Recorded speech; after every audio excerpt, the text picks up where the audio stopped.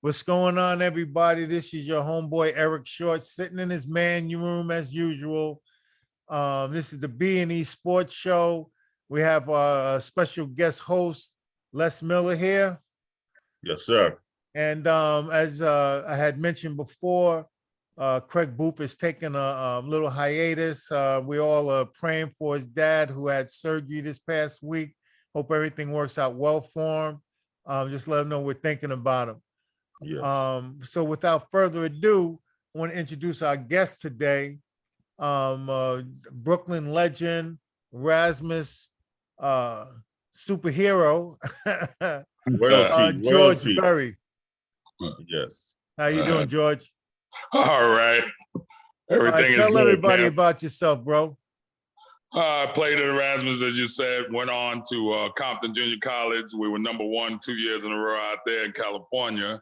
Mhm. And then University of New Mexico. Then shortly after that, I signed with Buffalo, which is the LA Clippers now. Then the Sixers the next year, and the Pacers the following year. And then I went overseas in '79 to the Philippines, China, Japan, and then I played in all over South America and also in Israel. Okay, there you go. So you should have accumulated a nice bit of luggage there. It sounds like to me. Yeah, I'm telling you, it was some of the places I had gone to. I think we spoke about it earlier in our conversation we had ways back. Some of the places I'd gone to, I wouldn't have never thought about going to, even if I had $1 million. Right. I didn't even know those places existed. A lot of them, like Paraguay. I knew about Uruguay because of the Humphrey Bogart movie, but Paraguay, a place in South America, Argentina. I knew about Argentina, but I wouldn't have gone there. The only place in South America I probably would have gone is maybe Brazil and Venezuela. But the other place I got a chance to go to Bolivia, Chile, Uruguay, Paraguay, and it was a great experience. I'm glad I had a chance to do it. Once I got there, I said, wow, I would have missed out on a lot of stuff had it not been for basketball. Mm-hmm. Yeah, and it kind of shows you that the game is really worldwide because there's a lot of competition everywhere you go, and the opportunities were showing up even back then, whereas now it's like massive, different leagues all over the world, Yeah, and it's like I tell the kids, if you get some sort of skill, it doesn't necessarily have to be basketball, but you get on some sort of skill, something that you feel you're good at or you have a knack for, it'll give you the opportunity to travel to places you never imagined. Two of the only places I wanted to go coming out of grade school or going to grade school in the second, third grade one was Israel because of the biblical history, and the other was Brazil because I saw Black people in the geography books and the illustrations in grade school. So those were the only two places that I really wanted to go or had aspired to go to as a youngster, and the other stuff was just gravy, but it was a great experience. Right. Yeah. So what gravitated you to this process of basketball back in the days? As far as like the community you grew up in and the place that you frequented and started honing your skills. Well, I started in Flatbush. So we were playing like, pickup games in the park and stuff, just for fun, just something to pass time. Oh, let's go play some ball. And then it turned out we started playing at the PAL Sweeney on Snyder Avenue there between Bedford and Flatbush, right next and you went to Walt Whitman? No, I went to Holy Cross. Oh, okay. I went to the 8th grade. Okay. Yeah, which was right down the street. Myself and Mike Dunleavy, we went to school together. He was a year ahead of me. Okay. And then after I left there, I went to Erasmus. I had played baseball at Holy Cross, and I won the MVP from the 5th grade all the way up, 5th, 6th, 7th, 8th grade. Somebody else won the MVP, and I was a little upset because there was actually 8 of us, and my father had to work 2 or 3 jobs. So a lot of the kids, their fathers were coaches and involved in the league. They were able to do that. And that last year, I didn't get the MVP, so I got a little ticked off. And I said, I'm never playing again. And I decided I wasn't going to play any sports after that. And my freshman year at Erasmus, I'm walking down the hall past the gym, and the gym is soundproof. So someone opened the door, and I heard all this noise. I Mhm. look in there, there's gold and blue skirts flying up and down. I said, wow, yeah, this is for me here. I think I'm gonna start back playing again. I went in and I tapped Mr. Coach Bunyan, who was the coach of Erasmus. I think most of you know him. Yes. I tapped him on his shoulder. I said, Coach, I need a uniform, man. I want to play. And he says, okay, go over there and sit down, have a seat, and I'll be with you after the game. I couldn't wait. I must have tapped him on the shoulder about 5 times. He said, listen, I told you, don't bother me anymore. Go over there and sit down. At the end of the game, I'll talk to you. It doesn't work like that. So I said, okay. So I figured at the end of the game, I get a uniform and start playing. He put us in the basketball gym, put me in the basketball gym. He says, this is where I'll see whether you're worth the time or not. And what happened was my sophomore year, I was ineligible at the beginning of the year. December, report cards came out and I was eligible. So I told my father, I said, come on with me. I'm going up to get my uniform. So he said, okay. And he had been on me about my grades. Mhm. I passed, I got just enough, high enough grade to just pass the 3 majors and the minor. Mhm. Just enough. I was getting like 70, 71, 72s like that. So he went up there with me and I'm thinking that Bunyan's gonna give me my uniform and he was ready to give it to me. My father is standing there talking to him and I'm talking to him. My father said he's not to get his uniform. And I said, wait a minute, what? And he said, don't give him his uniform. And I said, wow. He said all he did was work hard enough just to pass enough to get on the team. So he told Bunyan not to give me my uniform. I didn't play that whole year. That Wow. really ticked me off. So I got my grades up to a decent level. And the next year, I couldn't play until December, but we went undefeated from December until the time we lost to Clinton in the city finals at Madison Square Garden. Mm. No, that was my senior year. I'm sorry. My Mhm. junior year, we beat Phil Sellis and them. And then we got, I forgot who knocked us off my junior. We beat Boys High, we beat Jefferson, and we beat Lafayette. And someone beat us my junior year and knocked us out. My senior year was when we went to the Garden. We went like 17-0 once I became eligible. At the beginning of the year, my grades were a little low. And I had to wait until December. And we went like 17-0, 17, 18-0 from that point. Mhm. And then we lost to Clinton in the finals because Derek Melvin, who, in my opinion, and I've told him this too, was much better than Butch Lee ever thought he was going to be. Now, Butch Lee, I'm not, throwing his talent under the bus or anything or kicking dirt on him because he was a great guard. But Derek Melvin was twice the guy that Butch Lee was, guard-wise. And Okay. he had a very, very good court sense. And he knew what to do. He knew how to lead a team. He was ineligible. Had our report cards come out like Clinton's did. Clinton report cards didn't come out till Monday. Ours came out that Friday. Had ours come out on that Monday, he would have been eligible to play. And he never told Bunyan that he was ineligible or he was going to fail the classes that he did. And because Bunyan would have gone to the teachers and had him to do some kind of makeup work to try to make up the Right. grade or whatever. And he never told them, never showed up to the game. And I'm wondering, we're all on the bus. I'm wondering where this guy is and never showed up. Now, we've had some things for Bunyan over the years, 90th, 85th anniversary for his 85th birthday. We gave him a party at Giando's on the water. And then 90, we did it again.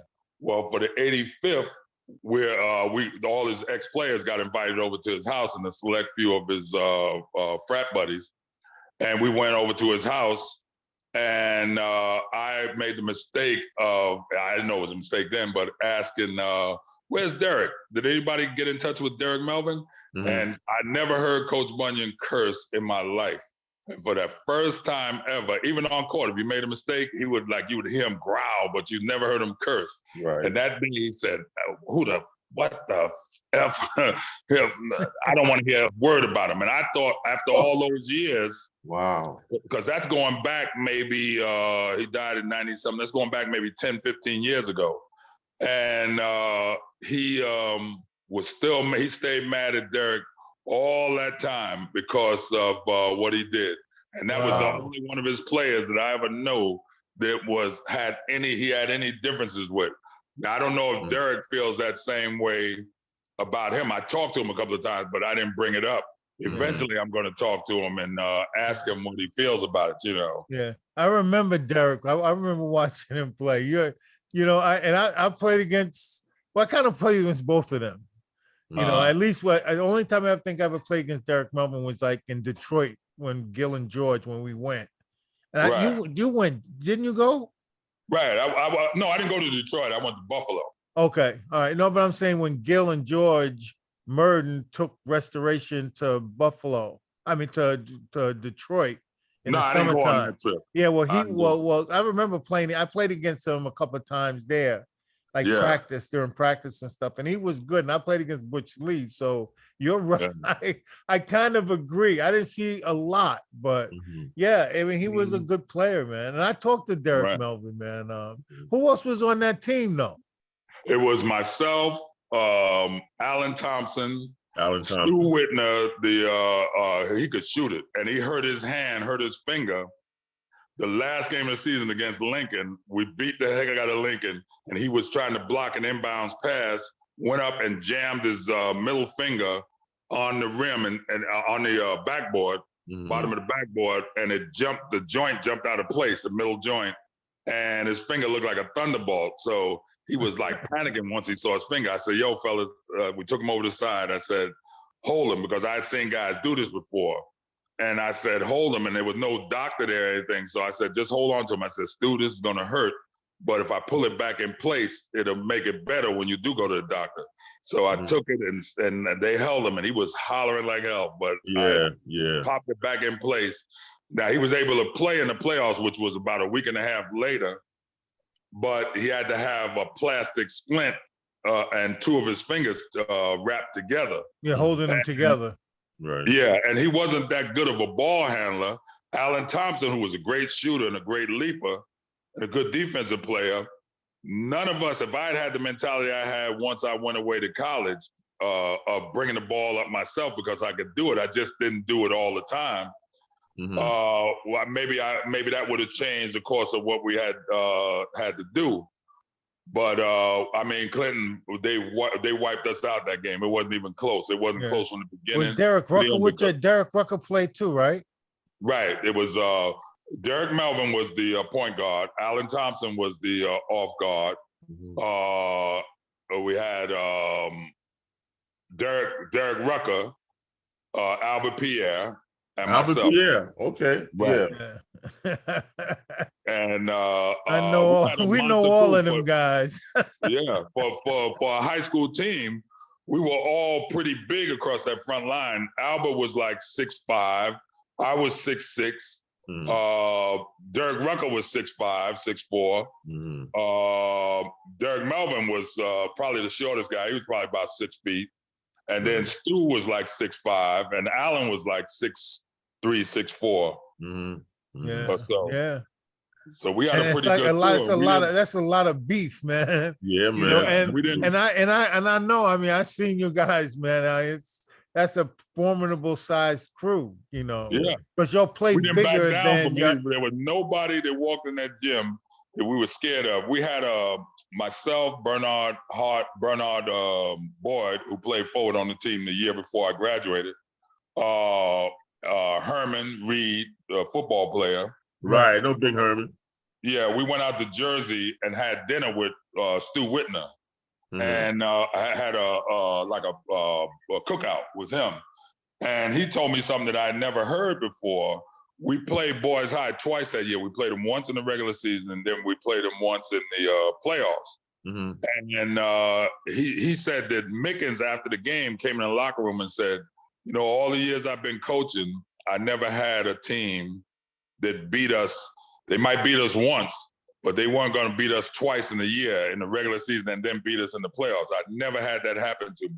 And he said, I got to tip my hat to you guys. And Stu said that he heard him say that. I don't know where I was when he said it because I don't remember coming in the locker room. Maybe I was in the shower or something. But we went up against, we wanted to go, anybody they put us up against, we wanted to like go up. We weren't going to back down. And if we had all our guys and we were working on all cylinders, like I said, once I got in the lineup, on the, got eligible, became academically ineligible.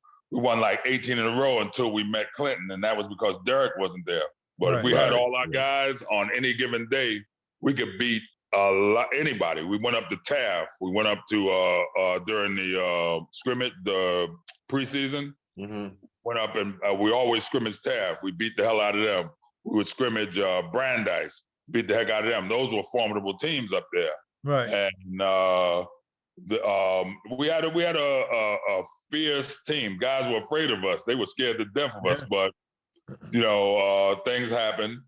Yeah, but how? And, And how many guys were in that school or passed through there that never played there and should have played there? yeah, you had a lot of guys that made didn't make the team. Yeah. A couple of guys that finally made it after their senior year. Franklin Tummings was one. Okay. Steve Porter made the team his senior year. Mhm. He didn't make it his freshman year. You had McGregor, Alan McGregor. Yeah, Ham. Yeah, man. And, Ham. I Ham. forgot about Ham. Ham. That's the other That's one, right. Les. That's right. Yep. You had Eddie Campbell. You had some younger guys, Terry Sullivan. Mhm. You had Alan. What's Alan's first name? I just saw him on the. He was in that documentary you guys did. Alan, dark-skinned brother, forward. He came along after me. He was a sophomore when I was a senior. Mhm. Terry Sullivan. You had. I can't think of. There was a white boy on our team, young guy. Yeah. Faring, an Irish guy. Okay. Mhm. But I think his name was did Danny Odoms ever go to Erasmus? Yeah, Danny Odoms was the starting point guard. He was 2 years ahead of me though. I got out in 73. I went from 69 and 73. Mhm. Odoms got out in 71. Okay. Okay. Him, And Mario what about he passed away? Was it oh, he had like a Hispanic name, dark-skinned guy. Wanava or something like that. His last name, Mario. Oh, Mario Donowa. Yes. He Man. wasn't Spanish. He was Spanish. He was from Panama. Right. He Right. passed Right. away some years back. Unfortunately, he had some issues, but he went down to Panama and he got down there, and somebody that I knew from Foster Park that used to play with us all the time there said he happened to be down at the same time, and he said Mario went into the hospital for one of the local hospitals down there for an appendix. Mhm. And here, that would be a routine. They take you and do what they got to do, and you're out the next day. Down there, he sat in the emergency room all day, and they say, unfortunately, they let him sit there and didn't take care of him, and he ended up passing away, which Wow. was very, very unfortunate. Wow. Yeah, he was a nice guy, man. He used to always talk to me, man. I'm serious, Yeah. man. Like little Yeah. short, man, you're gonna be nice, man. That Foster Park experience was something. Danny O would be there, Mario. Then you had the guys come in from Brownsville, guys come in from Bed-Stuy. And when those guys came in from Brownsville, they used to come down Foster Avenue there, if you're familiar with the area, from Yeah. Albany Avenue that way. Yeah. And they'd all be on bikes, and they looked like locusts. The street would be clear until they turned down there, and you couldn't see anything but just darkness, and it would get closer and closer because it was that many of them. It was a couple of maybe 150 guys would be on bikes. Ready to riding down ball. there. And then you have Fly, Jock, those guys like that, Whirl, and all those guys would come down. But the majority of them were just coming to watch because we'd say, come on down, man, we got you. And then that's what made me start going out there, because what happened is in high school, I saw Buddy, Brandon, all these guys from Brownsville, East New York, when we play in the PAL, and from Red Hook. These guys were half my size and doing things that I could only imagine doing at my height.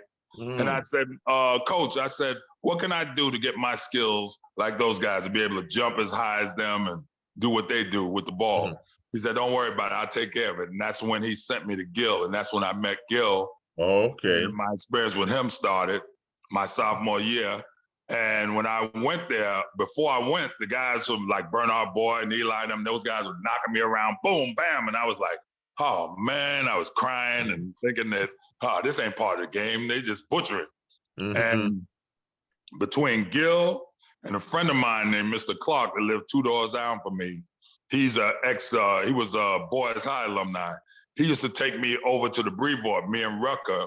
He would take us over to Brevoort on Sunday mornings. Mm-hmm. And the old timers over there in the park would knock us around like nothing, hit your elbow when you go to take a jump shot, knock you out the air when you go and take a layup. Yeah. And I said, you couldn't say nothing because it was street ball, so I didn't say nothing. But from that experience there, and then Gil, that next year I came back, I was knocking them same guys trying to knock me. They'd end up on the ground themselves. And they said, what did you do? What happened to you over the summer? And I said, Gil Reynolds and Brevoort. Yeah. And that was it. I never looked back after that. Yeah, that's unbelievable, man. What you got for us, though, Les, man? Yeah, man. Well, to be honest, man, it's like growing up, man, just watching you, man, it was like, this is what a big guy is supposed to play like. That's my first knowledge and thought of seeing you. I was like, this is how I want to play. See, because the difference was like the big guys that I liked in the NBA at that time were like the Gus Johnsons. You know what I mean? That kind of the honeycomb, But to be able to see a big guy for real, up close and personal, it was you, man. And I was like, man, this is what I want. I want to be able to dominate a game like this guy. I want to grab the ball and the rebound, bam on the backboard, and just come down like, yeah, this is my ball. Get away from me. You know what I mean? And you could do everything, man. And so you were my up close and personal type of barometer to aspire to. You know what I mean? And if you look back and you can see the way that I played, it was kind of very similar to how you did. You know what I mean? Was trying to do a little bit of everything, man, and being a great teammate. You know what I mean? And somebody that, we need a big guy, let me get Barry. We need a big guy, let me get Les. You know what I mean? Yeah. So that to me is like the highest compliment you can have, is that when somebody needs a big man for hire, let me get that guy. You know what I mean? Yeah. So I always admired you, man. And I just want to know who did you look up to when you were growing up with, coming up with basketball and in actuality, I didn't really my sophomore year, I was just starting to get into it. So they had the ABA on Saturdays, the ABA games, right, and the NBA is on Sundays. Mm-hmm. Now, once I started realizing, okay, I got something here. I can deal with these guys. After I played against Fogel and Fly and all of them and held my own, I said, I got a little something here. And I started formulating my game, started incorporating a lot of stuff that Dr. J did. He was the guy. Absolutely. I looked at. And I started I couldn't palm the ball. So what I would do is pick it up off the dribble without touching it with the other hand, cuff it, and go up and dunk. Right. And I formulated, I incorporated a lot of his stuff. I didn't do like a lot of these kids doing today, sticking their tongue out like Jordan and wanting to imitate him completely. No, I didn't do that. What I did was I took the parts that I know I could use from his game and incorporated it into mine. Mm-hmm. So it was like sort of original. But that was the one guy that I really looked up to that was playing at the time when I was coming up. Mm-hmm. Mm-hmm. Out of all the NBA and ABA guys, he was the guy. I used to sit and watch him every game and try to figure out how is he going around these guys. And the way I saw it, the way I saw he was doing that was that first step. Once he got you with that first step, he'd go off his pivot foot, use the other foot to fake you, and pretend he's going one way and then slide through the other way. All you got to do is get the guy to lean. I realized that if you want to get a guy, get your jump shot off or get by a guy, just get his body weight to shift the opposite way of the way you want to go. Yeah, and it's impossible for them to recover if you move quick enough. Yeah, and, it's that first step. That first step. Unless we were talking about that, man. That's what, and it's funny because we were saying, it was just the other day. It's like that's what people used to always say. It's like, Eric, that first step, man. And that's what's good. And that's because and it's funny because Doc was like this. As the ball was coming to him, he was setting you up, man. For his first step because his move was a contingent or was a connection between the pass and then making the move. There was no hesitation with what he did. You're right, man. It was unbelievable back then, man. If you ever saw film footage of this guy, and Jock said it he was right on point with what he said about him. He said this guy would come at you, and it would be like a reindeer coming at you in slow motion. His legs would be like, you'd hear this like whoosh, whoosh, and you tried to do the best you could when you're in front of him. Once you saw that circle out of the side of your eye, that foul line, you knew to fall down and hit the deck, because if you tried to jump with him, you were gonna be a poster. You were gonna be posterized. Trust me. Yeah. So Because he everybody was knew to leaving, say- and this is one of the things that no one tries to do, is like he leaves the floor away from the basket and to land closer to the basket. Right. And every shot, whether it was he finished with a dunk or was a layup, a finger roll, everything was the fact that he took off so much earlier than you, that you're standing there and like you said, George, you're gonna be in the poster right away. There's nothing you could do. And because a lot of guys that played defense was looking, when you're playing defense, you try to look for things that indicate that the guy is getting ready to go up so you can run up on him. This guy, you couldn't get a bead on him or a read on him like that, because he would pick the ball up with one hand. And you're waiting to see if he's gonna grab the ball with two hands, then now he's going up. You never saw that. And while they're waiting for him to grab that ball one hand, he's airborne. By the time you jump now, all you're gonna do is have a Spalding tattoo on the top of your head, because and this is the other thing, and somebody was telling me this about a month ago. It's like when, like, you didn't just see the doc jump and it was like like anyone else, they jump like a pencil. It was like his wingspan was out, because like you said, he had it with one hand, legs all open. So it's like he took up space in the air on you too. So that was the other problem you had. Like you couldn't get your own leverage, because you're going to jump into him if you do. Yeah. You know, Wayne you Cooper, might as well Wayne just Cooper say will tell you fly that. on by. Yeah, Wayne Cooper will tell you that. Yeah. That Coke commercial they do. Yeah, That's it's gotta be forever good, etched in man. NBA history. Every highlight they show, that's included, where he rocked the cradle and Cooper thought he was gonna go, thought he was up, and when he looked up, he's, oh no, this guy's a starter up. Let me bail out. Over his head and block his head from Nothing I getting a can concussion. do. So what? So just but all of that being said, man, what was, like, if that's the case, the experiences of of playing in Brooklyn, and then the tournaments during your era, like, let's say, like, who inspired you before you played? What were the tournaments, and because I know I heard you mention like Larry Fogel's name.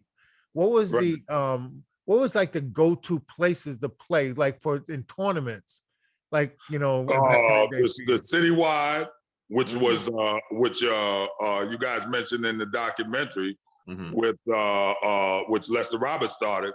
They had one site was St. John's Recreation Center, the park, and the other site was Gershwin Park, Van Sicklen and Linden Boulevard in East New York. Now the A team, Gil, I was playing for Gil then, of course, as a sophomore, and the A team was Fly, Gary Jackson, O'Neal Tarrant, World B, and a guy named Greg Grady, who was a 6'8" center at Eastern District. Eastern District. That's Paul Grady's older brother, right? Is that Paul? I didn't know that was his older brother. Yeah, that's his older brother. Yeah. Okay. Greg was good, man. I saw Greg play. Huh? I saw Greg play. He was a good player. Yeah, he was tough. He ended up going to Florida. They went to the finals that year with Reggie Royal. Yeah. And then I think somebody told me he still lives down there. Willie went to school with him. What's Willie's last name? I can't think of it. He went to Eastern District with him. Willie Davis. Willie Davis, right. Yeah, because Russell played with me. Yeah, Big Willie. Yeah. Yeah. And he told me he lived down in Florida, but that was the biggest guy in high school, even though I was like 6'6". That was the biggest guy that I'd ever stood next to live. I knew the NBA guys were bigger than that, but seeing him on TV, you couldn't get a gauge on it. Standing next to this guy, and then Bunyan would always, the way he ran his practices was, before the game, he would have the second team to pretend to be whoever the star of the other team was. If it was Phil Sellis, if it was Greg Grady, if it was World B and O'Neal, whoever was the star of that team, he'd have a guy pretend to be him, and then we'd play against him and get our game plan together on how to slow this guy down. and Right. still be able to guard the other guys without giving too much attention. Mhm. And that's how we end up being. That was one of the people didn't realize that we weren't successful. We were successful because we were talented, but there was a lot of teams that were talented. The boys' Yeah. high teams were talented. Mhm. The Canarsie teams were talented. Lafayette, and we came close. We should have beat them. A late whistle when Canarsie went 24-0 with World beat them my junior year. That's who beat us. Right. Canarsie. I was trying to think of who beat us. They were 24-0 my junior year. They should have been 23-1 because we were neck and neck with them at our place. And Bernard Boyd snatched the ball out on Neil's hand with seconds to go and just snatched it cleanly. And when he got down to the foul line, getting ready to go in for the layup, a whistle blows. Oh. I said, wow, look, because O'Neal was holding up over his head trying to find somebody to pass to and, moving around. And Bernard snatched it. They got a late whistle on the foul. And that's what enabled him to win the game. Wow. I think O'Neal made one foul shot. They were up by one, but we would have scored the basket, and we wouldn't have let them score coming back down. Yeah. And World will tell you that. And O'Neal, I saw him some years back. He was working at that GMF out there in East New York. And those guys told me that was the worst scare that they had the whole year. Yeah. And wasn't Jefferson good? Like there wasn't that guy from Jeff had. They had what's his name? He was a big dude, man. Something House. They had Skip, who was huge. Yeah, there was Skip and Howard something Houses. House. They had another guy named Chap that just passed away. There was a forward. You had Phil Sellis, and you had what was the guy's name that played guard with him? He had a son that was 6'9". Well, he was a fancy Dan too. He could throw passes between his legs. He was like Rasheed Walker. I can't think of his name though now. And you had a coach. But this was a big guy. His last name was House. Because I know he played with my brother. Because George, you remember Capers, Coach Capers? Yeah, he coached out of St. John's. Yeah, and remember he used to have that tournament at Jefferson called "It's a New Day," right? I don't remember going to a tournament at Jeff. The only thing I remember going out that way was the citywide. Okay, because I think, and it was indoors, and it was because I know Mark, my brother, played with Capers one year, and it was a tournament that they had, and that's when I started playing with George on the younger group. And and that's why I met him. And Cape was like this big fat guy, man. Yeah. But he had teams, man. A lot of people don't know about the teams that he had. We talk about a lot of coaches, but that was. And wait a minute, we're talking about Capers. Capers was the one that was from East New York or St. John's? The East New York. Right. Because St. John's was rap. I'm thinking that was rap. Right, exactly. Capers was from East New York, dark skin, heavy set brother. Yeah. Yeah, exactly. And the tournament that he had, it was called "It's a New Day." Because I remember the shirts, and it said "It's a New Day" on them. And I mean that, and that's when I got the experience of seeing people like players from Bed-Stuy and other schools. At that young, that's when I started seeing that. I was like, whoa. And it was a nice tournament, man. And that was my first seeing of O'Neal Tarrant. Okay. Oh my God. O'Neal was a bad boy. He could jump. Will you tell people what that guy was like, man? Because a lot of people don't know. He was unbelievable. He was strong as an ox. And he handled the ball, so World was free to do all that shooting he does. And he would handle the ball. He didn't mind giving it up. And you wasn't gonna just bogart him. He was like, he could go body to body with some of the big guys if you was fast enough to guard him. And I mean, could jump. He played good defense, and he was a good floor captain. Right. He was a big guard. He was like a lineman point guard. Yeah, he was built like a rock. He was strong as ever. And World wasn't no weakling, but this guy made World look like a pipsqueak, man. Wow. World would go up and kick you in the face when he take his jumper, kick that foot out in high school. So you couldn't really get up close on him. Like if you run into him to try to block his shot, and then he went up so high, wasn't many people could get up that high. Anyway, what I used to do with those guys is if they got in near the basket outside, the guards had to handle them. If they got in near the basket, a guy like Phil Sellis, I said, just occupy him and I'll come in and give you help from behind. Because most guys, when they're shooting layups and they're trying to to get up over or get the advantage on the guy that's guarding them, they're Right. focused on them. So what I would do is come from behind them, and usually they put the ball behind their neck to try to get away from the guy and get the shot off. When they put the ball behind their neck, I just put my hand up and meet the ball as it's coming up Mhm. and knock it out the hand. That's how we were able to beat them. We beat them in Wingate in the playoffs in neutral field. Mm. And everybody was thinking they were going to win the city championship that year. It was going to be either them or Boys High, because that was another team that had guys come in and year out. You had the first guy was John Rushmore.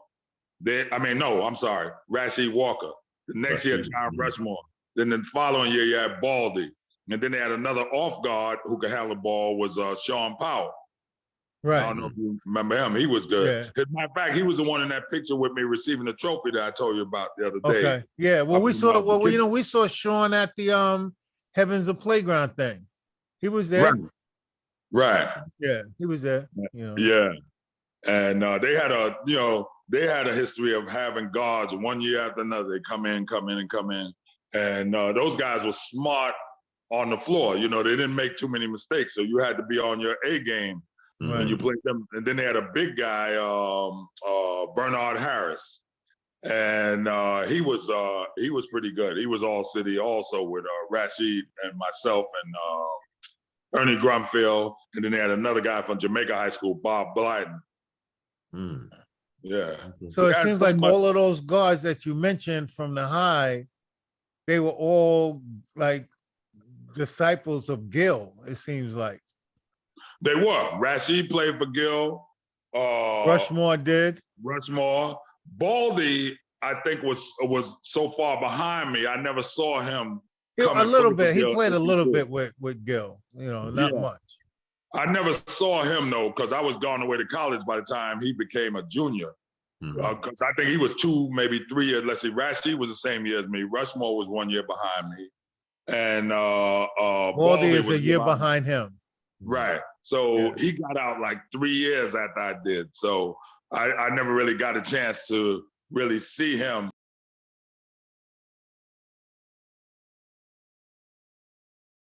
Yeah, we lost your voice.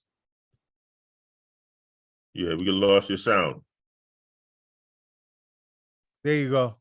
I'm sorry, Carl. Yeah. Yeah, it's okay. Mhm. Yeah. Yeah. Yeah, but they had a good history. Jeff had a good history. I'm trying to think of the guy's name. Von Wright was the guy that played guard with Phil Sellers. And he Okay. got out before Phil. Phil got out in 72. Von got out in 71. But this guy was nice. I don't know if you ever saw Rasheed play. He was Yeah, I long did. Rasheed. Mhm. Yeah.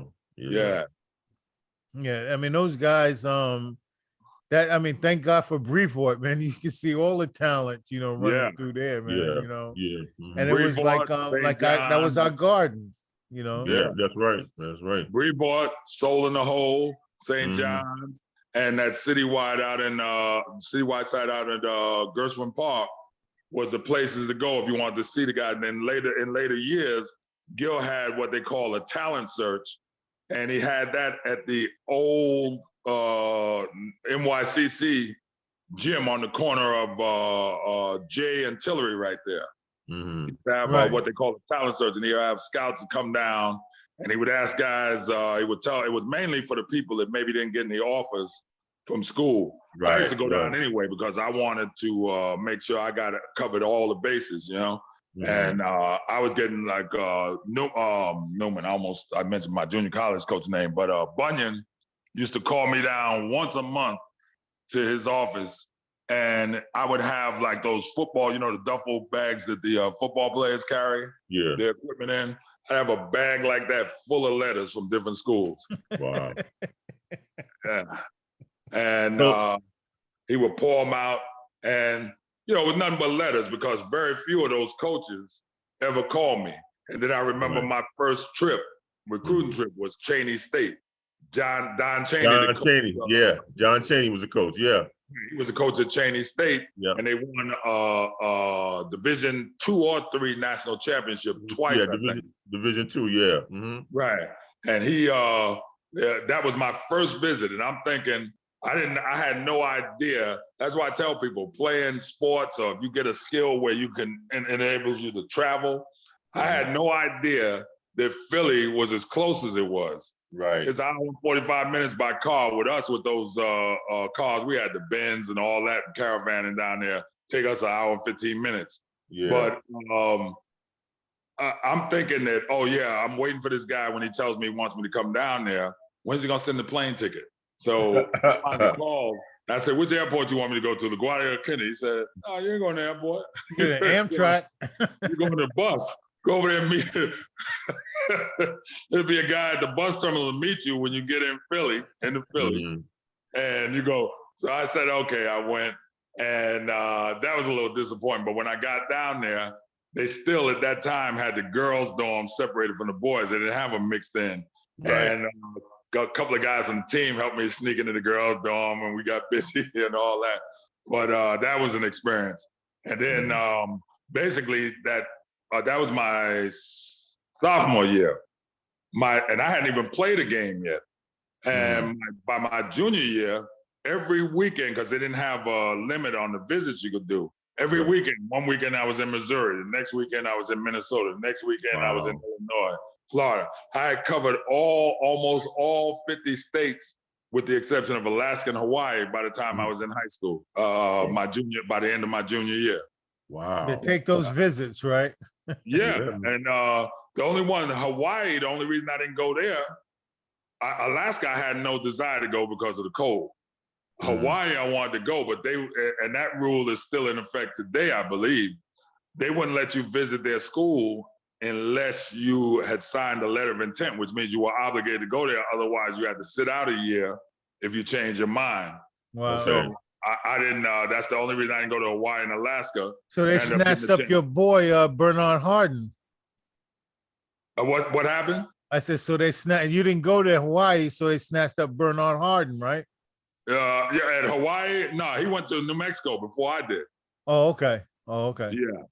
Bernard Renchard, I think, ended up going to Hawaii before he transferred back to St. John's. Oh, he did. Oh, okay. Yeah, from Monte Cristi. Right. Okay. Yeah. But tell me something about somebody I was thinking about the other day, and I said I was going to ask you if you ever played against him. I'm pretty sure you probably did because he played like up in St. John's a lot with like Larry Fogel and y'all. Al Green. Al Green was from Manhattan, I think. Yeah, but he played in Brooklyn a lot, and but I played against him once or twice up in the Rucker. He used to hit him, and Larry Fogel had the same issues, if you will. They transferred. They'd be in one school one year, the next year they're in another school. They were the transfer kings. And Larry ended up at least playing, I think, 1 year at Alexander Hamilton. But after that, then he went away to college to Southwest Louisiana, and then he did the same thing in college almost, but he only transferred in college one time to Canisius and ended up being leading scorer in the league that year. And that was it. But Al Green was like the transfer king. And I don't believe he ever played 1 year at any high school at all. Like, what was the other guy's name? Arnold Duggar. Was at Clinton? Yeah, same thing. He made all the magazines, made All-American and all these magazines, and never played one day because he was academically ineligible, and they never let him play. But he could play. He could play. He had a nice game. Yeah. And I know the same with Al is like he scored like 40 points, man. I think he finished up at Maine, and he's scoring 40, 39, but then he disappeared. And I always wondered what happened to this guy. And he was nice, left-handed, you know. But see, what happens is, and I believe we spoke briefly about it the other day, a lot of guys, and I tell these young kids that all the time, you can be great in junior high school. There was a couple of guys on my team, Eddie Campbell, which was at the event that we went to the other day for Heaven's Playground. Gavin Hayes, who passed away, unfortunately. And you had Terry Sullivan. Those guys were highly taunted coming out of junior high school. They would say, oh, this guy's gonna be all city by the time he's a sophomore, this, that, and the other. And they never lived up to the hype that the people put on. Now, I'm not blaming them because people were saying what they saw in them in junior high school, but there's no pressure on you in junior high school. Mm. You don't Right. have crowds to impress or a coach that his job is hinging on you winning, so he's going to yank you out when you do something bad. Junior high school, you don't have to worry about that kind of stuff. But the higher you go up, it's like a triangle. And the higher you go up, the more narrow the path is for you to get be up. First of all, make one of those teams. And when you get up to the top of that triangle, it's very few, because you're talking about over 300 and something Division I schools in college. And how many guys in the NBA? It's 200 and something guys. And you're talking about 300 something schools, and these guys aren't retired. All the guys aren't retiring every year. So they're gonna, how hard is it gonna be for you to get drafted at that level? So that's why I tell people, you have to keep on top of your game and make sure you work on as much as you can so that you can be as good as you can if you want to have a chance of making the league. Second thing is the school you pick. The school has a lot to do with whether you make it in the league or not. If Charles Jones, who was at LIU, leading scorer, if he had done that at a school like North Carolina or even Seton Hall for that matter, or St. John's, he would have probably been in the league till today. But because he went to a school that wasn't that well known, it was able to get him a shot and get him a few minutes in the NBA. But that was it. And I tell people, it all depends on the school you go to, because I used to get mad, and I mean, I'd be mad as hell. I couldn't sleep at night for years, up until maybe I was maybe 40-something years old, 42, my early 40s. I'm looking at these guys, I'm saying, a guy like Joe Bryant, I used to wear him out. We go down to Philly 3 times a week, and Philly had a team in there. World would play with us because we were from Brooklyn, and they had Joe Bryant, Kobe's father. Right. And I would wear him out. Matter of fact, I led the league in scoring down there, 38 points a game. And I would he didn't have a chance. We beat them every time we played them. And I got the MVP my first year down there. Now I'm playing with Whirl and Fly, Jocko, and all of them, but that's another guy. You talk about guys, I know I'm jumping from one thing to the other, but I have to say this stuff while it's on my mind. Jocko was one of the best point guards, bar none, that I've ever seen on TV or played with. This guy would make sure he knew who to give the ball to, what spot they needed it. Now, that's with the exception of Fly and Whirl. They wanted the ball anywhere they could get it. But he knew what guys could do this, what guys could do that. Sometimes he would, even if a guard was giving him a hard time, he'd give me the ball and say, George, bring it up, because he knew I could handle the ball. He would give you the ball in a spot where he knew you could take the shot. That was your shot.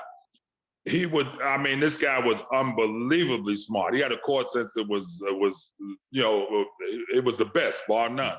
And I remember walking into the office when I played with this team called Fez, the summer league team. L was all our agents, and he was the one that coached the team.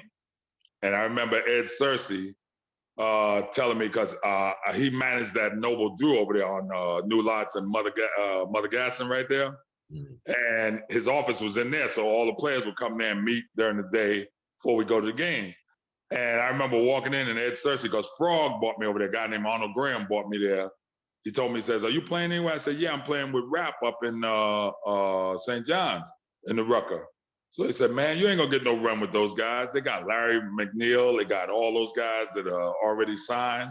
You ain't gonna get that much time. With us, you'll play as long as you want till you get tired. So I said, all right, I walked over to the office. So Searcy saw me and he said, what are you doing here? I said, I'm coming because I'm supposed to start playing with you guys. Frog told me y'all need a guy. He said, why you want to play with us, man? Why you want to play with them guys? You got Fly and Whirl. You ain't never gonna get the ball. So I asked him, I said, okay, that sounds good. But I said, let me ask you this. I said, how many shots you think Fly takes a game? So he said 30. And I said, how many shots you think Whirl takes a game? He said 30. I said, okay, what's their shooting percentage? They're taking 30 shots. I'm sure they're not making but about 15 at the most on any given day. So that means that's 15 shots they're taking that's coming off the rim. I'm a Yes, forward. sir. Rebound. I was Absolutely. averaging 18 rebounds a game. Yeah. I averaged 38 points a game across the board in the Rucker, the Baker League, and IS8, and the tournament out in Queens that Howie, it wasn't Howie Evans, it was Howie Jones. Howie Evans ran out in Queens, right? Yeah. And averaging that 38 in the Rucker, I was only the 4th leading scorer in the league, averaging 38 points a game. Wow. Fly averaged 39. World average 39. Fly averaged a couple of percentage points higher than him. And Joe Hammett, Go who Hammond. was the only one that wasn't on our team that was in that group, averaged 42 a game. But with him averaging 42, they weren't winning anything. They were getting beat every game, and he was the one taking the majority of the shots. And the guys be pissed at him at the end of the game that he didn't pass. So, you know, we had guys, man, that were like unbelievable. But Cersei said, you don't want to play with these guys. And I said, you know what? The reason I got MVP wasn't because I came out there and of course I scored my points. I did my rebound and stuff. But what happened, the guys were so fixed on trying to make sure they contain Fly and World, till they forgot about me. I was a no-name. I was a nobody to them. And by the end of the summer, they knew who I was. I got the Jeff Houston was up at Fordham, and he had 40 points one game. He just knew he was going to get the MVP. He came over and jokingly cursed me out. You motherfucker, you get the MVP every All-Star game, you get the MVP. And I just played hard, and all I had to do, I knew all I had to do was if I got 20-some points and dunked on somebody's head twice a game, that I had secured that MVP. Here we go. Here we go. I would make sure I did that, and that's why I was able to do that in the Baker League. I was able to do that in the All-Star game for the Ruck up in Fordham. I was able to get the Rookie of the Year, high rebounder, block shot leader and stuff because I focused on the things that I knew I could do, and I ended up right up there with flying them. I just didn't have the name they had, you know? Right. Yeah. Yeah, and man. then I was fortunate enough, like I was telling Eric the other day, to have Black coaches and serious-minded Black coaches in high school. Then when I went to junior college, I had a coach named Jim Newman, who was All-American at Arizona State in 1959. He got out. He was the one that coached us at Compton. He had coached 4 state championship teams. And, you know, California has their own championship. They don't, they're not a part of that national junior college thing. Right. Okay. So, you go to Fresno, you play in the state championship, and that's it. And he ended up, that's how I ended up in New Mexico, because the New Mexico gave him a job as assistant coach to get myself and Larry Gray, who were both All-Americans at Compton, to come there. And then they built a 3,000 seat extension. So I was supposed to go to Arizona State. That's why that was the connection. He was there, so they sent me there. I lived with him and his family for a year. It was supposed to be, and then once I got my grades up, I would go to Arizona State the next year. Well, what happened is I got so close with his son and his daughter and his wife that I was on my way to the airport, and I'm planning on going to Arizona State the next year. And his son is in the back crying tears, man. Oh man, I mean, like he was losing a brother or something.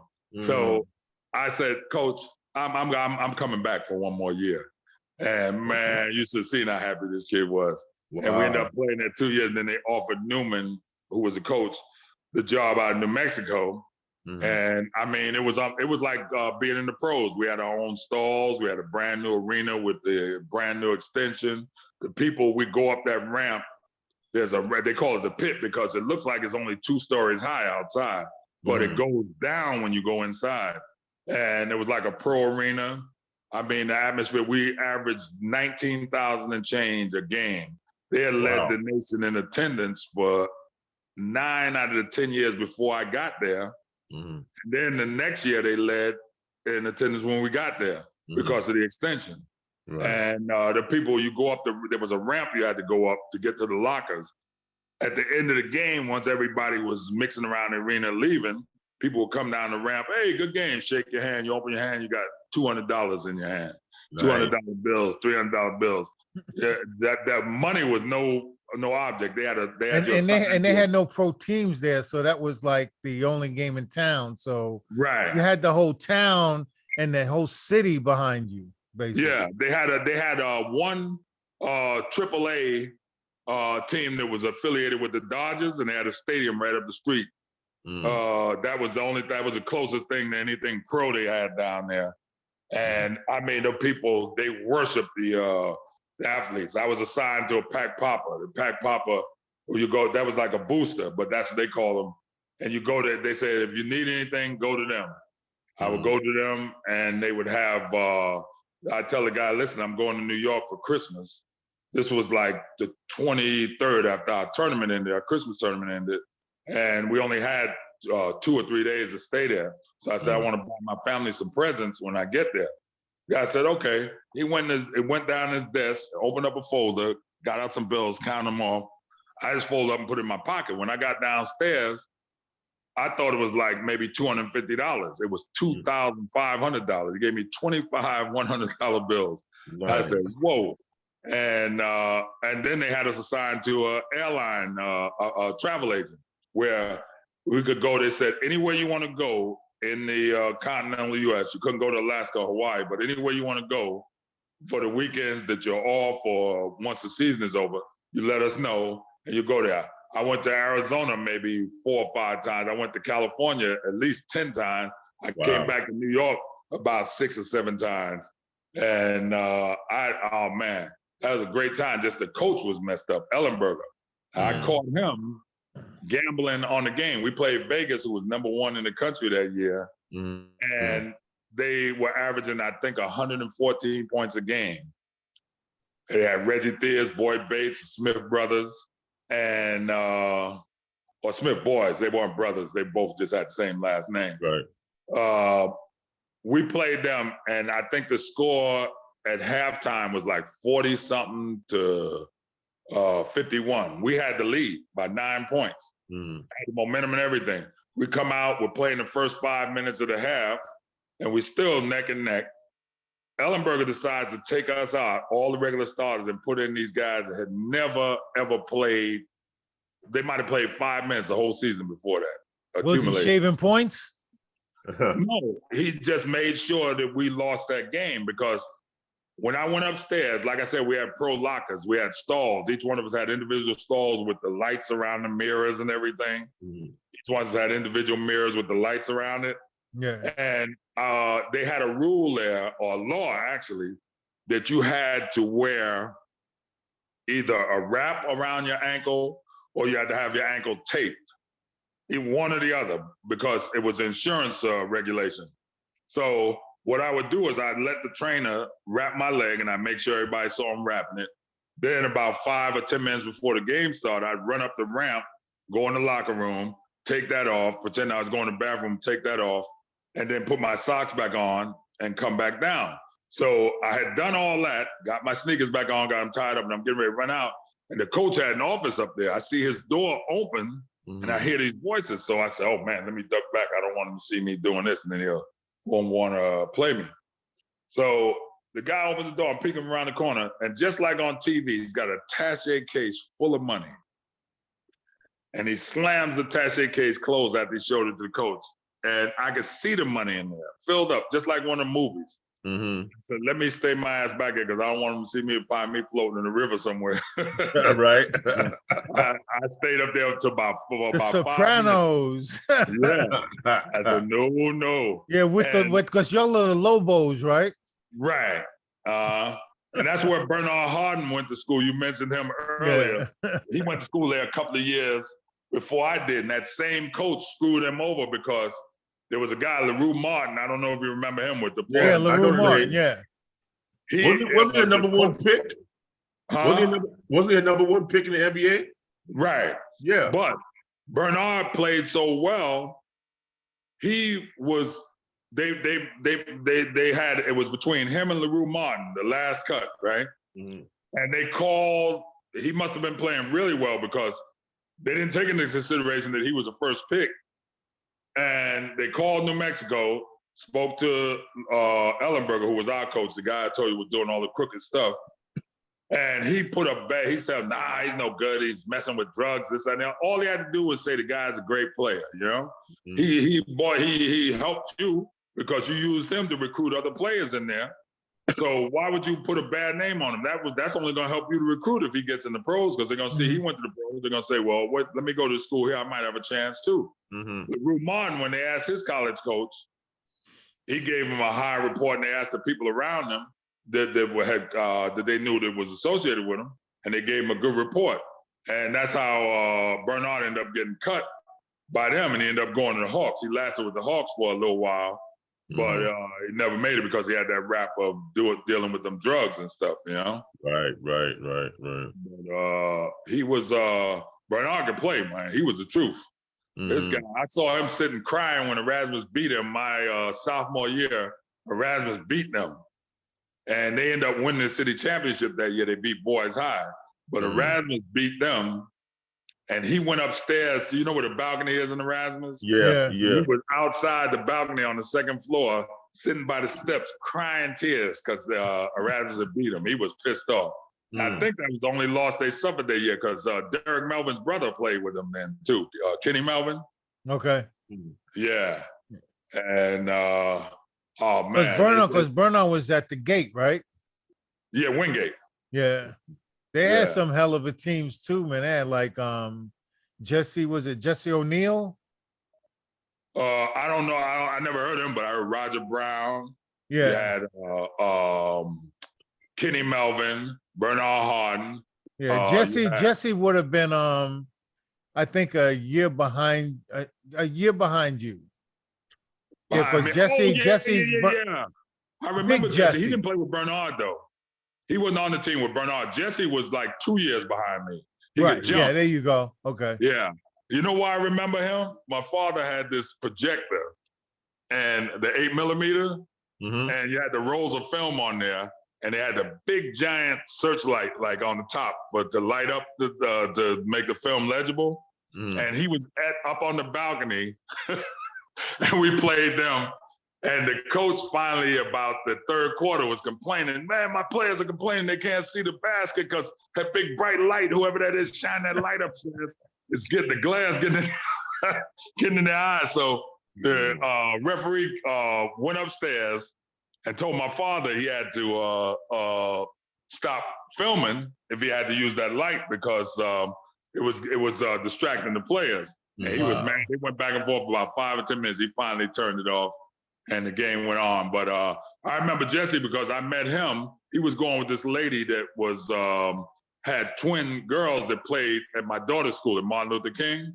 Okay. And he worked out at that post office where O'Neal Tarrant worked too, the GMF. Okay. In East New York. So Jesse and O'Neal are still in Brooklyn? O'Neal was, last I checked, that was a couple of years ago when I saw him, quite a few years ago. And of course, my daughter was in high school. That was the 90s when I last saw Jesse, ran into him. So I don't know where they are now, but last I saw them, they were both in Brooklyn. Now, O'Neal had gained a tremendous amount of weight. O'Neal looked like he's about 300-400 pounds, man. Wow. Yeah, because that he got the Larry Washington syndrome. Because you remember Larry Washington, right? Yeah. Yeah, Larry's all heavy like that now too, man. He must weigh like, I don't know, maybe close to 300 pounds, man. Yeah. Wow. I remember he used to, because we used to play at the BRC and all the time. And me and Jock would beat on those guys, like shoot on them and go in and do whatever we want to them when the younger guys try to play us 3-on-3. So I remember Larry got so mad one day, he said, "Yeah, that's what I'm gonna tell you," because everybody thought I spent so much time in Brownsville that people thought I was from Brownsville. They didn't realize I was from Flatbush, but he knew, and there was select few knew. And he said, "Yeah, that's what I'm gonna tell everybody, man. You ain't from Brownsville. You from Flatbush, motherfucker." I said, "No, I ain't from Grafton Street. Grafton and this." He looked and he couldn't figure out because he said, "I thought he was from Flatbush." And I started laughing. I said, "Yeah, I'm from Flatbush, but what does it matter?" Right, exactly.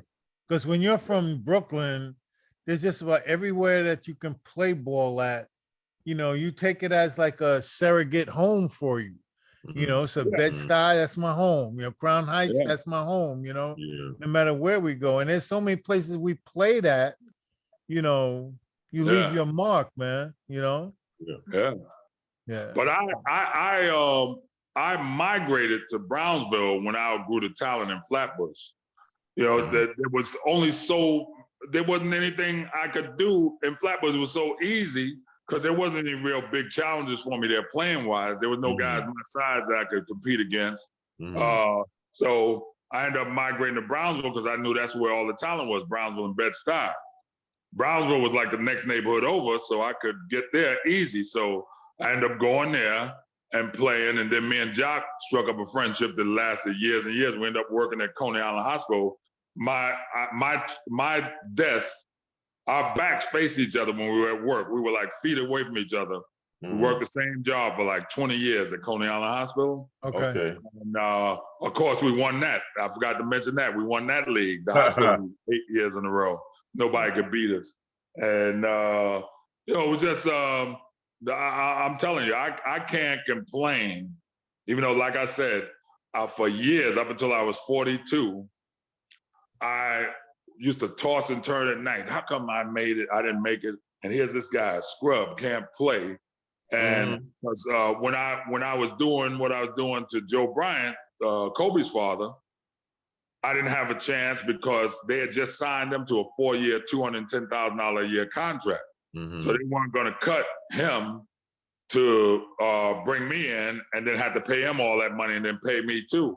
So they kept it the way it was. But it was so many guys. That's why I stopped watching basketball for a lot of years behind that. And then one day I woke up, and what made me be able to relax and just finally get that out of my head and put it behind me was I woke up one day and I said, you know what? That wasn't your mission in life, to be a professional athlete.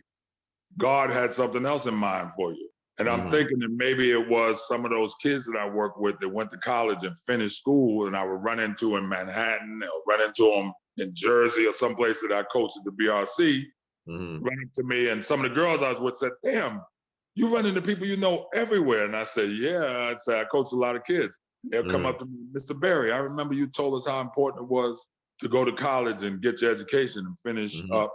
And I finally, I finished Brown University 2 weeks ago. Okay. Oh, congratulations, man. Yeah. And I said, Congratulations. wow, maybe that's what God put me here for. And that's when I was able to relax at night and not worry about that after all those years, you know. Wow. Wow. I hear you, brother. I hear you, man. Yeah, man. But your resume is long, man. I learned a lot about you today, man. You know, I thought I had the George Berry playbook, man, but I learned a lot of good stuff about you, man. Yeah, it's a lot of that's why I tell kids the experience you have. It's not just the playing, the places you go, the people. You know, all the people you meet in basketball, these are lifelong friends. You know, absolutely. And these are people that you keep as friends for your life. Wherever you see them, you remember them. I had people come up to me and tell me I'm getting ready to plug my phone in because the power's going low. I had people come and tell me, I remember you beat us in 72, and they remember the score of the game from 1972. And they're coming up to me like, say, 2 years ago.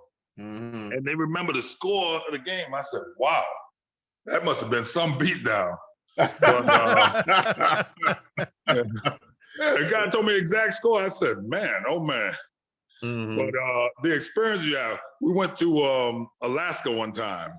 And you know, we'd stay in Alaska for like 2 weeks because when they come down, they'll stay on the East Coast for like a month and play everybody, then they'll go back. Then one or the other team will go out there for like a month, and you play there we spent 2.5 weeks in Alaska and 3 weeks in Hawaii. And I remember we checked into this hotel in Alaska in Anchorage, and I'm laying there sleeping. Me and Jock was always roomies because we were close friends. And something hit me in the head. Bam! I woke up, I jumped up, and I looked over, Jock laying down there with the cover over his shoulders, like he's asleep with his back to me, right? So at the time, we used to carry those Saigon knives. I don't know if you ever saw them. They got a dragon on the side of them, pocket knife. They folded. but Mhm. they were Okay. almost a foot long when you took them out, opened them up. Right. I know what you're talking about. And so we used to carry them. At the time, they didn't have a big restriction on, they didn't check your luggage like they're doing now, terrorist Right. age. Mhm. And we carried them, right? So I got up and I said, no, man. I opened that knife. I jumped out in the hall with my underwear on, looking around. I went down the stairwell, looked around to see nobody, right?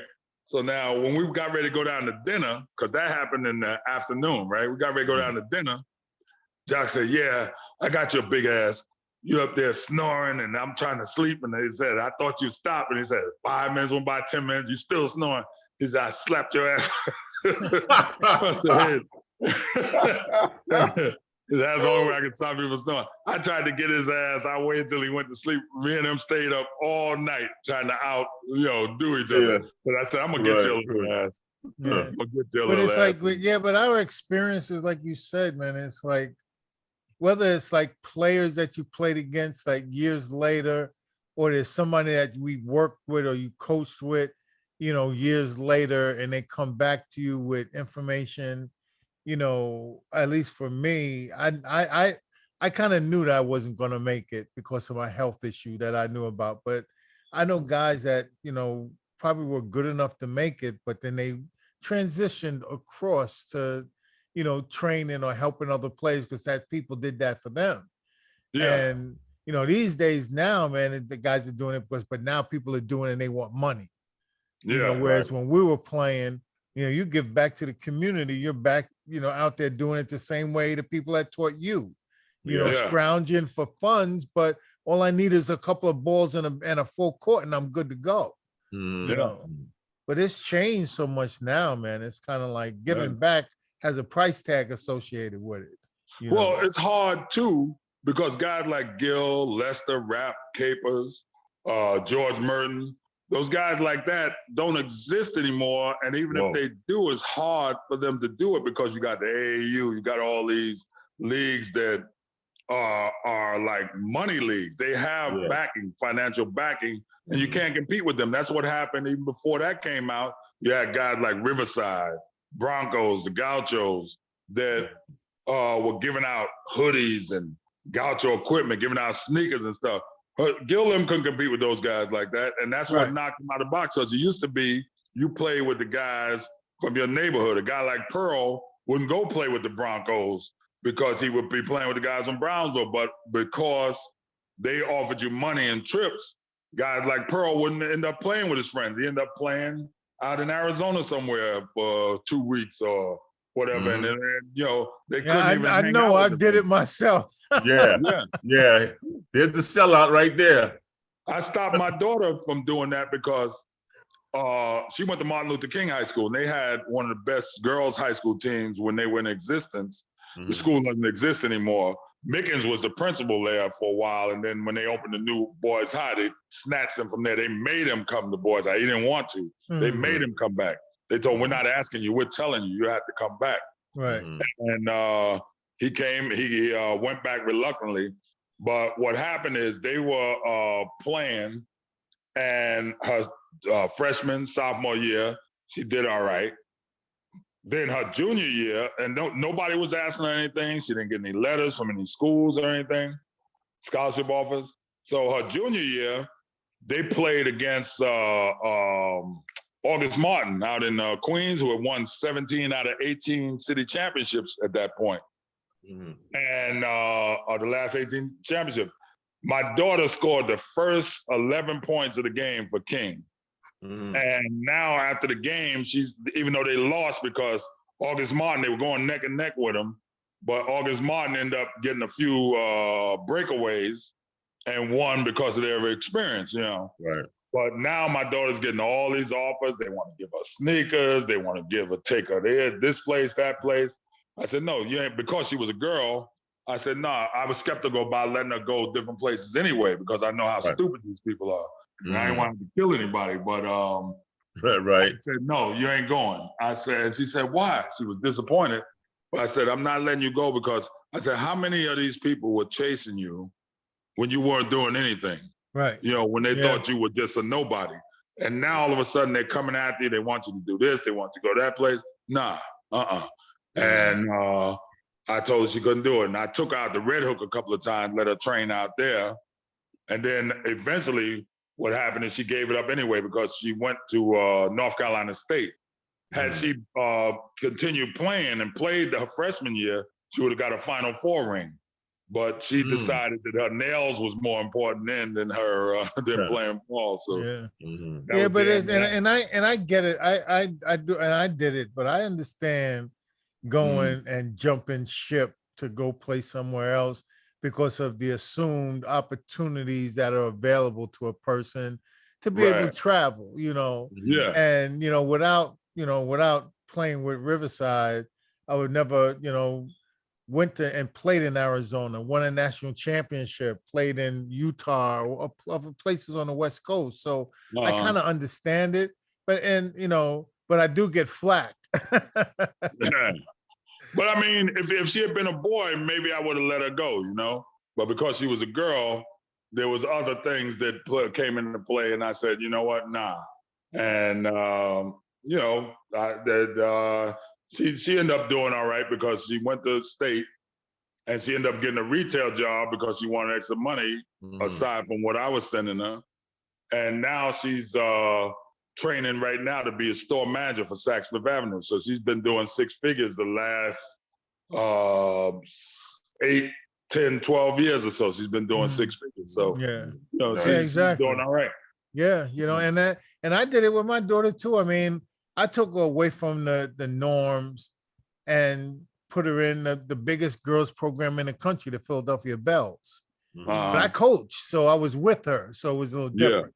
Wasn't like I was sending her off with other people, and she probably wouldn't have went if that was the case. You know? Right. So it's a crazy dynamic when you have kids, man, and you know the process, man. You're gonna be very protective, boy or girl, don't make a difference, Yeah. So, But yeah, listen, man, we've been chopping it up, man, for a good hour and a half, man. I didn't shave, man. I got a beard now. You and me both. Yeah. But yeah, George, man, this was definitely a pleasure, talking with you, man, and you sharing some insights, regarding the history of, like basically New York basketball or your journey through the basketball world. And we appreciate you, man. Like Les said, man, we both were in the same position of watching you and, reveling on what you've done, and a lot of people don't know, but we do. Absolutely. Yeah. And, there were many times, man, I'm telling you, you'd be surprised, man. I mean, we talked about it before, man, but it was definitely a pleasure having you, discuss this with us, and definitely looking forward to, possibly, doing this again with you. Man. Cool. Yeah. As a matter of fact, George, let's meet in PS 92 Park, man. Me, you, Eric, Big Fred, Shotgun Slim, Streety, Franklin. You know what I mean? Have a reunion on that little park, a little court over there.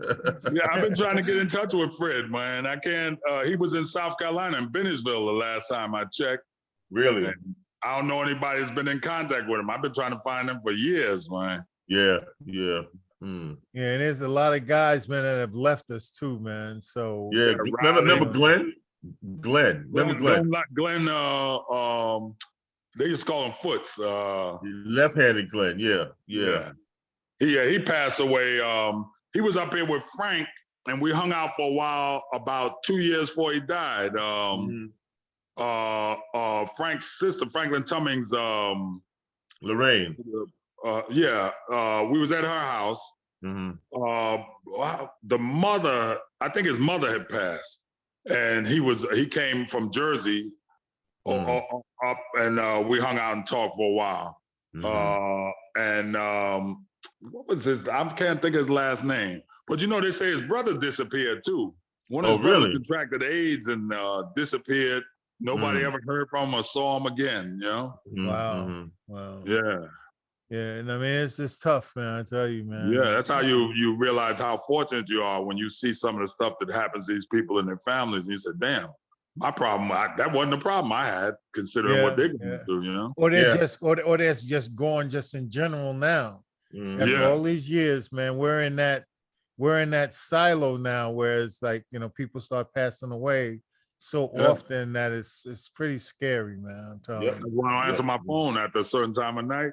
If that phone ringing is not a number I recognize, I don't pick it up because ain't nothing I can do for you if it's somebody that died that's not an immediate relative. Yeah, at I can't 11 do o'clock anything at for night, you. right? Yeah. Right. Yeah. I wait till the morning and get the bad news. That way, at Yeah, least I I can don't want to get, I don't want to be the one to receive that phone call either, man. I talk about that all Mhm. the time, and I panic, man. If I see my daughter ringing my phone at 11 o'clock, when I'm like, "What's wrong?" He's like, "Dad, calm down. Yeah. I'm just returning your Yeah. call." I'm like, okay. Yeah. My daughter called me one night.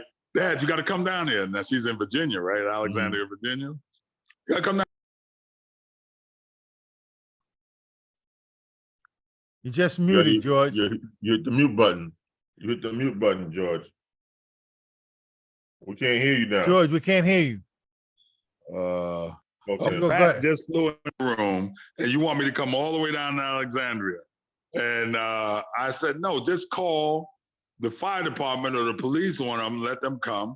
But what happens is out of state, they have those animal control places that come when you call and you got a problem with pests. And they Mhm. came, I went in the room and took it right out. What, But a it came bat? in. You said Yeah, a she was in the bat? apartment come, a bat. Yeah. And she said she looked up at the vent and she saw something moving, but she said, nah, that's just imagination. She looked away and looked back again. Now the bat is halfway out the vent. She took off running, closed her bedroom door. And called you. Yeah, call. Daddy, come, Daddy. You gotta come down here. I said, what's wrong? It's a bat in my room. I said, oh crap. I said, I 400 can't miles. They drive, Daddy, drive 400 miles, man, and get this Yeah. bat out of my. When she called animal control, they got out in 5 minutes. I said, you see? Yeah. Yeah. Yeah. That was that, but see, that's how she learns, man. That's how you learn. Yeah. Mhm. It's Yeah, kind of like, that's true. and sometimes you gotta trust yourself, man. And and we have daughters, right? So Yeah. Yep. it's like, oh, you get the phone calls of the craziest questions, and it's because sometimes I want to, and I don't, but sometimes I want to say, figure it out yourself. Yeah, know. for real. But the true The test boys, is, you can say that to. The girls, you can't. right. But the thing is this, though, if you were a jerk, they wouldn't be asking you. Uh-huh. Just remember That's that. If you That's were a true, too. jerk, they wouldn't be asking that. true. So, Yeah. Mhm. there's a lot to be said that they value you so much that you're her Superman. Mhm. You know what I mean? Ain't that the know, truth, so- though? Yeah. Well, Yep. not anymore for me, man. Mine's married, man. So I just got fired. Mine right. is married. I got a 7-year-old granddaughter. I'm talking to you from Florida right now. I'm down Oh there. yeah, helping so them. you're fired too, as a matter of fact. Yeah. My daughter's on her third house. This is the third house she bought here. She bought she had 2 in Georgia, one, and then she moved to another place. And then she had to move down here for a training. So this is her third house that she bought, and she's gonna have to buy at least another 2 because when she finishes the training, they're gonna put her in a low volume store Okay. to make sure she can handle it. And then they might put her back in Atlanta. If they put her in Atlanta, she'll be set because they're the second biggest money maker out of all the sacks in the franchises. They got the Okay. one in New York makes 100 million a year. The one in Georgia does 525 million. And this one that she's training in does 400 and something million. So she's Okay. working all the high volume stores, and hopefully that'll help her when she gets, because they're gonna test her, like I said, for 1 year, and then she'll get a permanent store, which I hope will be in Atlanta, because I got relatives all over there, and she's been there Okay. before. Yeah. I Cool. hear you. Yeah. So yeah, man. So we have to terminate this meeting here. I want to thank you again, George, for being a guest. Thank you guys, man. Yeah, Les for want to having thank me. you for being a host, replacing my homeboy Craig, and Yeah. we'll be continuing on going forward, man. So, from the man room, I want to tell everybody, see you guys next week. Okay. All right, Big All right. George. Be And good, Les, man. one quick question before we go. Where you at? Are you still you're not in New York? Who, me? Yeah. I'm in Jersey.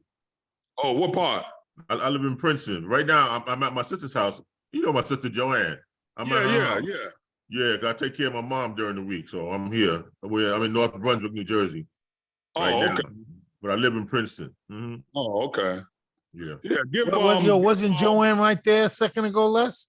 Yeah, she came and took a look at you, man. She came and took yeah. Yeah, give Eric your number, your phone number, or you can text it to me. Okay. Eric has my number. Text me your phone number, your contact and stuff. Okay, cool. All right. Definitely. Okay. Yeah, Right, thank all you right, guys brothers. though, for having me though, man. All right, Thanks a man. My lot. pleasure, man. All right. Okay, George. Take care, All man. right. All right. Later. Be All well. right. All right. All right, E. All right, man.